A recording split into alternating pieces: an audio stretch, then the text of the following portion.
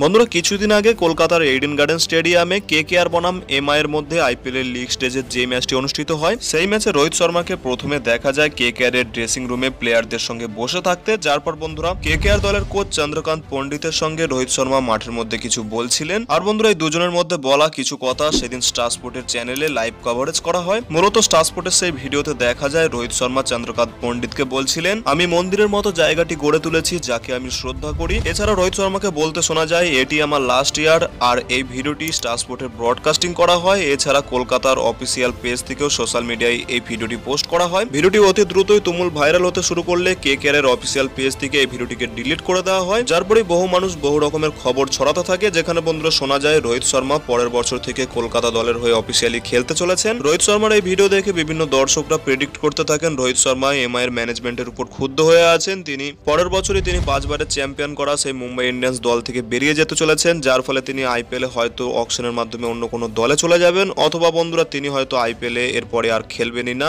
রোহিত শর্মার এই ক্লিপটি অত্যন্ত ভাইরাল হওয়ার পরে রোহিত শর্মা পরের ম্যাচে তিনি যখন মাঠে প্র্যাকটিস করছিলেন তখন স্টার স্পোর্টের ব্রডকাস্টাররা তার লাইভ কভারেজ করতে থাকলে তখন রোহিত শর্মাকে বলতে দেখা যায় তার যে কোনো প্র্যাকটিস অথবা কোনো প্লেয়ারের সঙ্গে কথোপকথনের সময় তার ভিডিও কভারেজ করলেও তার যেন অডিও না যায়। তিনি ক্যামেরাম্যানদের অনুরোধ করেন ভিডিওটির আওয়াজ বন্ধ করে দেওয়ার জন্য, যার পরেও বন্ধুরা রোহিত শর্মার এই ভিডিওটিও সম্পূর্ণ আওয়াজ সহ সমস্ত মানুষদের কাছে পৌঁছে যায়। এরপরেই বন্ধুরা রোহিত শর্মা এই সিজনে মুম্বাই ইন্ডিয়ান্সের হয়ে লিগ স্টেজে শেষ ম্যাচটি খেলার পরই গতকাল রোহিত শর্মা তার টুইটার হ্যান্ডেল থেকে একটি টুইট করেন, যেখানে তাকে বলতে দেখা যায় প্লেয়ারদের প্রাইভেসি নিয়ে। ভারতীয় দলের ক্যাপ্টেন রোহিত শর্মা তার এই টুইটে স্টার স্পোর্টের নাম নিয়ে লেখেন, যে কোনো ক্রিকেটারদের অন্য প্লেয়ারদের সঙ্গে অথবা কোচিং স্টাফদের সঙ্গে যে কোনো ধরনের কনভারসেশন, এই সমস্ত ব্রডকাস্টাররা প্লেয়ারদের পার্সোনাল প্রাইভেসির কথা মাথায় না রেখে শুধুমাত্র টিআরপি চক করে তারা সমস্ত ধরনের ভিডিও ক্লিপ সারাদিন ধরে চ্যানেলে চালাতে থাকে। রোহিত শর্মা অত্যন্ত ক্ষুব্ধ হয়ে লেখেন, প্লেয়ারদের ট্রেনিং অথবা ম্যাচের দিন যে কোনো ফ্রেন্ড, যে কোনো কোচিং স্টাফ অথবা অন্যান্য প্লেয়ারদের সঙ্গে কথোপকথন, ব্রডকাস্টাররা প্লেয়ারদের কোনো রকম প্রাইভেসি না রেখে তারা অডিও ক্লিপের সঙ্গে এই সমস্ত ভিডিও ফুটেজগুলি তারা লাইভ কভারেজ করতে থাকে। রোহিত শর্মা এর আগে অনুরোধ করার পরেও তার ভিডিও ফুটেজ সম্পূর্ণ অডিও ক্লিপের সঙ্গে টিভি এবং সোশ্যাল মিডিয়ায় লাইভ কভারেজ করেছে স্টার স্পোর্ট, যা রোহিত শর্মার মোটেই ভালো লাগে। তিনি জানিয়েছেন এই সমস্ত চ্যানেলগুলি শুধুমাত্র এক্সক্লুসিভ কন্টেন্টের উপর ফোকাস করে, তারা শুধুমাত্র ভিউজ এবং